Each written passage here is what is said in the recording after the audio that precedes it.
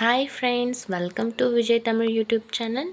இன்றைக்கி என்ன பார்க்க போகிறோன்னா கொத்தமல்லி துவையல் பண்ணுறது தான் எப்படின்னு பார்க்க போகிறோம். வாங்க வீடியோக்குள்ளே போகலாம். கொத்தமல்லி எல்லாம் எடுத்து க்ளீன் பண்ணிவிட்டு அரிஞ்சிக்கலாம். நல்லா பொடி பொடியாக அரிஞ்சு எடுத்துக்கோங்க.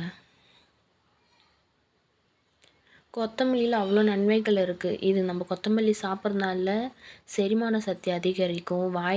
வாய் நாத்தம் அந்த மாதிரிலாம் வருதில்ல, அதுக்கெல்லாம் ரொம்ப நல்லது. கடாய் காய்ஞ்சதுக்கப்புறம் எண்ணெய் ஊற்றிக்கலாம். அப்புறம் பூண்டு, இஞ்சி, காஞ்ச மிளகா போட்டு வதக்கிக்கலாம். அப்புறம் கொத்தமல்லியை நல்லா ஒரு 2-3 வாட்டி கழுவி எடுத்துக்கலாம், ஏன்னா மண் அடியில் இருக்கும். இப்போ நம்ம வதக்கின காஞ்ச மிளகாவும் பூண்டு இஞ்சியும் தனியாக எடுத்து வச்சிடலாம். இப்போ கொத்தமல்லி போட்டுக்கலாம்.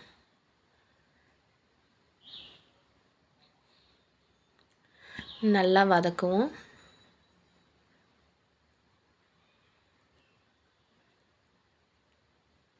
அந்த கொத்தமல்லி நல்லா சுண்டி நல்லா வேகணும். பாருங்கள், இப்போ அதில் லைட்டாக தண்ணி தெரியுதா? அந்த தண்ணியெலாம் போகிற அளவுக்கு நம்ம வதக்கணும்.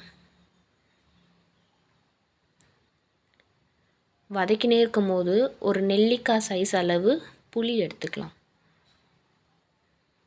இப்போ அதிலே போட்டு அதுவும் கொஞ்சம் நல்லா வதக்கிக்கலாம்.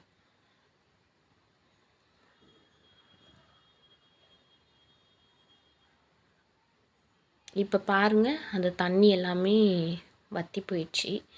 இப்போ நம்ம என்ன பண்ணிக்கலாம், ஒரு பிளேட்டில் மாற்றிட்டு ஆற வச்சுட்டு அதுக்கப்புறம் மிக்ஸி ஜாரில் அரைச்சிக்கலாம்.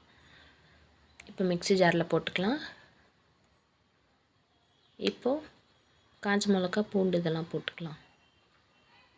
தேவையான அளவு உப்பு அரைக்கலாம். இந்தமாரி கொரப்பாக இருக்கும். லைட்டாக தண்ணி மிக்ஸ் பண்ணிக்கலாம். இந்தமாரி கொஞ்சம் நல்லா சாஃப்டாக மழன்னு அரைச்சிக்கணும். இப்போ தாளிச்சிக்கலாம். எண்ணெய் ஊற்றிட்டு கடுகு போட்டு தாளிச்சிடலாம். கடுகு நல்லா பொரிஞ்சு வந்தோடனே இப்போ நம்ம அதை ஊற்றிக்கலாம். நல்லா கிளறி விட்டுனே இருக்கணும். நம்ம ஊற்றிக்கிற எண்ணெய் பிரியணும். கொத்தமல்லி துவையல் ரொம்ப உடம்புக்கு நல்லது. சட்னியாகவும் அரைச்சிக்கலாம். துவையலாக அரைச்சா நம்ம சாப்பாடுலேயும் சாப்பிட்டுக்கலாம், இட்லிக்கும் சாப்பிட்டுக்கலாம், தோசைக்கும் சாப்பிட்டுக்கலாம். பாருங்கள், இந்தமாரி எண்ணெய் நல்லா பிரிஞ்சு வந்துடணும். அவ்வளோதான்.